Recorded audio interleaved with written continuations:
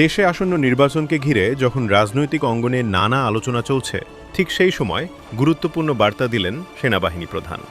তিনি স্পষ্টভাবে জানিয়েছেন, নির্বাচনের সময় সেনাবাহিনী কোনো রাজনৈতিক দলের পক্ষ নেবে না। ভোট হবে সম্পূর্ণ নিরপেক্ষ ও সুষ্ঠু। এক বক্তব্যে সেনাপ্রধান বলেন, সেনাবাহিনীর দায়িত্ব হচ্ছে সংবিধান রক্ষা করা এবং জনগণের জানমাল নিরাপত্তা নিশ্চিত করা। নির্বাচনের সময় আমরা শুধু আইন শৃঙ্খলা রক্ষায় কাজ করব। কোনো দল বা প্রার্থীর পক্ষে অবস্থান নেওয়ার প্রশ্নই আসে না। তিনি আরও বলেন, সেনাবাহিনী সবসময় পেশাদারিত্ব, শৃঙ্খলা ও নিরপেক্ষতা বজায় রেখে কাজ করে এসেছে এবং ভবিষ্যতেও করবে। ভোটাররা যেন নির্বিঘ্নে কেন্দ্রে গিয়ে ভোট দিতে পারেন, সে বিষয়টি নিশ্চিত করাই সেনাবাহিনীর মূল লক্ষ্য। সেনাপ্রধানের এই বক্তব্যকে স্বাগত জানিয়েছেন বিভিন্ন মহল। রাজনৈতিক বিশ্লেষকদের মতে এ ধরনের স্পষ্ট ঘোষণা নির্বাচনের পরিবেশকে আরও বিশ্বাসযোগ্য ও স্বচ্ছ করতে সহায়ক হবে।